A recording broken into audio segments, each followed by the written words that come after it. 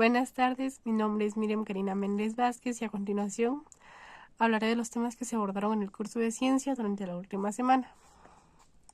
Comenzamos a hablar de lo que eran los datos o la tabla de frecuencia de datos agrupados.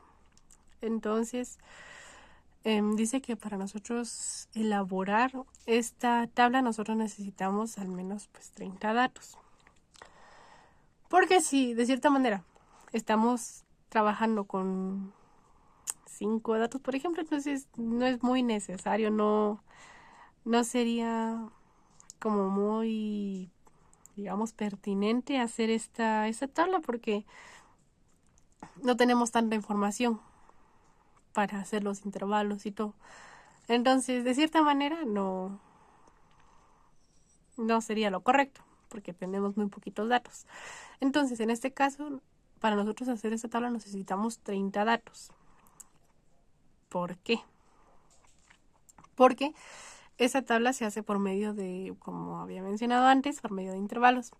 Entonces, si nosotros tenemos muy poquitos datos, entonces de cierta manera no tiene como mucho sentido que nosotros hagamos tablas donde lo principal son los intervalos y que nosotros pues no tengamos de dónde obtenerlos, ¿no?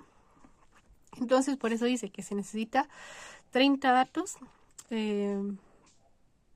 agrupados y pues nosotros, bueno, para nosotros extraer estos intervalos necesitamos hacerlo por medio de fórmulas.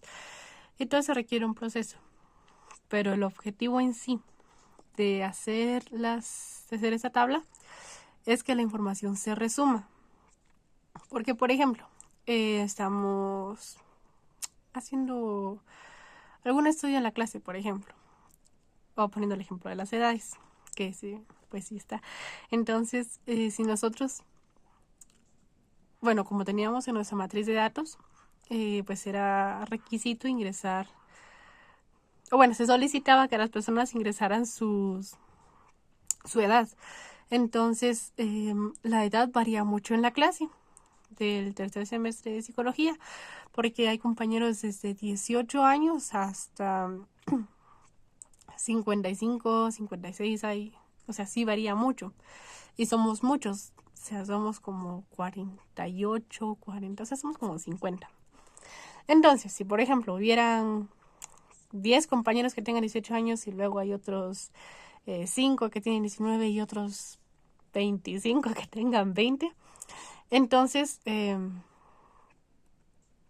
los datos varían mucho, porque hay compañeros de 18, de 19, de 20, de 21, de 22, de 23, o sea, hay muchos datos ahí. Entonces nosotros no podemos venir y decir, bueno, voy a contar cuántos tienen 18. Y ponemos, hay 5 personas con 18 años, y luego contamos cuántos tienen 19, y luego hay 6 personas con 19 años. Esto de cierta manera pues no tiene mucho sentido que lo hagamos así, porque existe esta herramienta, existe los intervalos que nos ayudan como a resumir toda esa información. Entonces lo que nosotros tendríamos que hacer es crear esos intervalos y categorizar, ¿no? Entonces, por medio de una fórmula, creo que como ya había mencionado antes, nosotros hacemos el intervalo. Entonces, así nosotros ya tenemos una información más reducida de las cantidades que hay, pero siempre o sea, no deja de existir un valor. El hecho de que resumamos esa información no quiere decir que estamos eliminando a las personas que tengan 19, por ejemplo. Entonces, si nosotros tenemos el intervalo de, por ejemplo, tenemos el intervalo de 18 hasta 25, digamos. Entonces, tenemos estos dos extremos. El 18, que es el valor mínimo, y creo que 25, digamos 23, y 23 es el valor máximo. Entonces, lo que existe o lo que queda entre esas dos, digamos, extremidades, entre esos dos extremos, es a lo que se le llama punto medio. Entonces, Si tenemos 18 y 25, entonces entre ese 18 sería 19, 20, 21, 22, 23, 24, 25. Entonces, todos estos números, o sea, todo este 7 es a lo que se le denomina punto medio. Y el 18 sería el extremo menor o la cantidad menor. Y el 25 sería el extremo mayor, con mayor cantidad. Entonces, al nosotros hacer los datos de esta manera, no quiere decir que nosotros estemos eliminando ese punto medio. No quiere decir que yo solo voy a poner a las personas que tienen 18 y tampoco quiere decir que voy a poner a las personas que tienen solo 25, sino que vamos a poner a las personas que tienen 18, 19, 20, 21, 22, 23, 24 y 25 para nosotros resumir los datos. Entonces, para esto también requerimos de porcentajes, que dice que los porcentajes pues parten de 100, ¿no? Digamos, el 5%, el 6%, y podemos presentarlo así como partiendo de 100 o utilizando decimales. Y luego están las proporciones. También requerimos frecuencias simples. Y dice, bueno, como hacía mención el licenciado en la clase asincrónica, existen los datos codificados y los datos no codificados. Este es otro punto que es importante tratar porque, bueno, al nosotros hacer un instrumento, un cuestionario, muchas veces codificamos las respuestas. Digamos, opción 1, opción 2. Digamos, opción 1 podría ser nada, opción 2, poco. La opción 3, ni mucho ni poco. Y opción 4, no sé, bastante o algo así. Entonces, todas esas respuestas, nosotros para identificarlas tenemos que hacer, tenemos que ponerles códigos. Y esos códigos nos sirven a nosotros para hacer el análisis de datos. Pero esos códigos no se operan.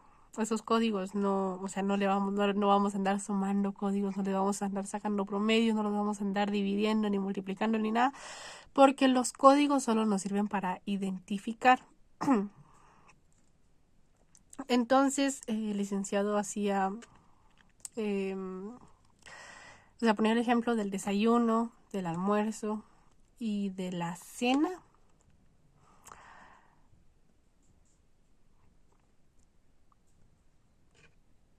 Y estaba pensando si me había confundido lo que había dicho anteriormente, pero no, pero bueno, esto es lo que con esto lo sustento. Es de que el licenciado está haciendo, por ejemplo, un estudio de, no recuerdo el título, pero digamos de qué alimentos consume una persona durante el día. Entonces él pone, digamos, desayuno es 1, almuerzo es 2 y cena es 3. Entonces, el cómo nosotros, o sea, qué número le pongamos a estos datos, pues no representa nada, porque el licenciado ponía el ejemplo de que vamos a sumarlo y luego lo dividimos y vamos a obtener un 2.5 de desayuno. Entonces estas respuestas pues no nos son de mucha utilidad, porque pues no nos sirven para nada, o sea, no tiene sentido hacerlo así. Entonces, dice que algo que sí podría estudiarse, algo que sí podría tener relevancia, es el número de veces que un estudiante intenta pasar un curso, porque dice que eso sí se puede operar, eso sí tiene sentido, porque nuestro estudio se centra en eso, no le estamos poniendo nombre únicamente a algo. Entonces, este estudio sí puede ser, o esto sí puede ser contable, sí puede ser operable, por decirlo de esta manera. Entonces, bueno, otra cosa que se me olvidó comentar al inicio es de que muchas veces nosotros podemos tener 30 datos o más. Bueno, lo dije como a medias. Entonces, algo que sí es importante para nosotros hacer la tabla de frecuencias de datos agrupados es que estos datos sean diferentes. Entonces, ¿de qué nos sirve tener 30 datos si es lo mismo y nosotros pues estamos haciendo, sería una variable unidimensional? Pero, no sería una bueno, o sea, cuando nosotros estamos haciendo un estudio y tenemos datos y estos datos varían mucho, o sea, son diferentes, tenemos datos de distintas, ¿cómo decirlo? O sea, datos muy variados, datos muy diferentes, muy distintos. Entonces, ahí es cuando nosotros podemos acudir a la tabla de frecuencias de datos agrupados.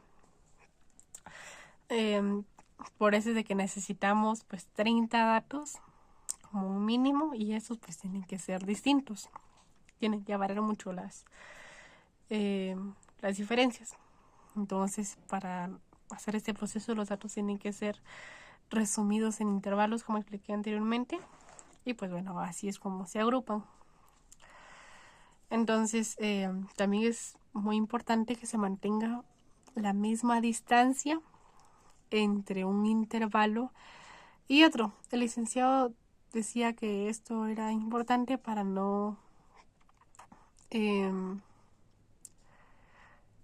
cierta manera, para que no existan sesgos, para no tergiversar la información que estamos manipulando. Entonces, por eso es muy importante que exista la misma distancia entre intervalo. También es importante señalar que podría ser que no exista la misma distancia, pero se hace para evitar al mínimo los errores. Entonces,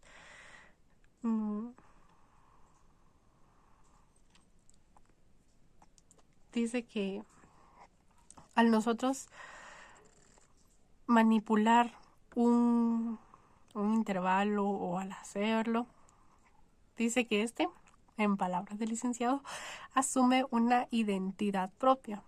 Entonces, a le examinamos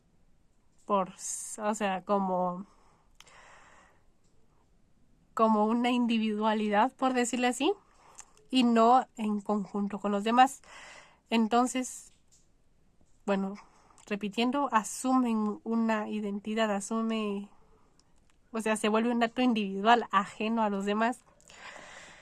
Entonces, para nosotros, como decía anteriormente, tenemos reglas para nosotros obtener la amplitud del intervalo y el rango, porque es importante mencionar que nada viene de nosotros. De que, por ejemplo, si yo estoy haciendo un estudio y tengo 45 datos, entonces yo no puedo decir, esos 45 me voy a ir de 5 en 5, por ejemplo, o de 8 en 8, sino que esto, pues la fórmula nos lo dice. También tenemos que contar con algunos datos para nosotros hacer nuestra tabla de frecuencias. Entonces, entre esos datos estaría el número total de los datos. Entonces, por ejemplo, lo que yo decía, si nosotros tenemos 45 datos, pues el número total pues serían los 45 datos, ¿no? Necesitamos el dato menor. En este caso, como estaba ejemplificando con edades, entonces en la clase el dato menor sería de 17. El dato mayor, no lo sé con exactitud, pero está entre 55 y 56 en cuanto a las edades. Entonces dice que el rango se resta el dato menor del dato mayor. O sea, va a ser un ejemplo de las edades, ¿no? Entonces, tenemos que restar este 18 del 56. Entonces, el número de intervalos, que ya como mencioné antes,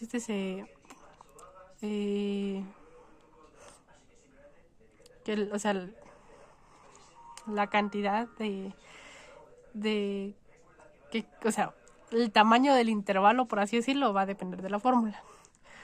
Ya mencioné cómo se hace el rango. Entonces la amplitud del intervalo, que es lo que les mencionaba ahorita,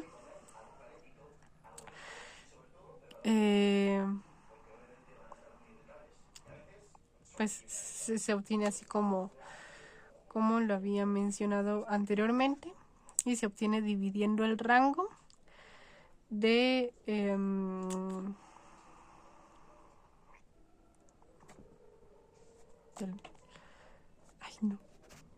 el rango de K.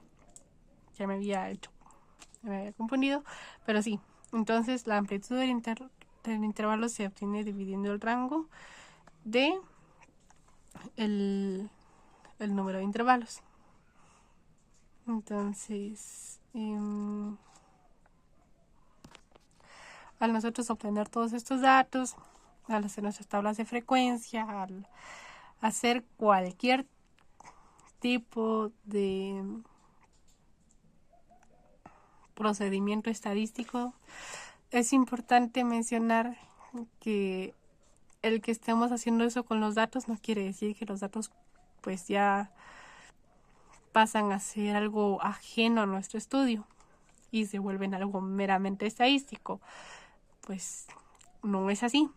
Cada dato que nosotros obtenemos operacionalizándolo, ese dato siempre nos va a decir algo en nuestro estudio, siempre va a tener un significado, siempre va a decirnos algo como investigadores. Entonces, así sea que nosotros estemos únicamente sacándole promedio a alguna columna, ese dato siempre va a tener algo que decirnos. Así nosotros estemos solo sumando respuestas, ese dato siempre va a tener algo importante o siempre va a contener algo muy significativo para nuestro estudio. Entonces, por eso es muy importante interpretar, no dejarle el trabajo únicamente a la estadística, porque sinceramente, aunque la estadística nos es útil, no le corresponde todo el trabajo. El trabajo sigue siendo del investigador, el que le da sentido a su información y el que interpreta todo lo que le está diciendo la estadística. Entonces, esto sería lo último para este video diario y muchas gracias.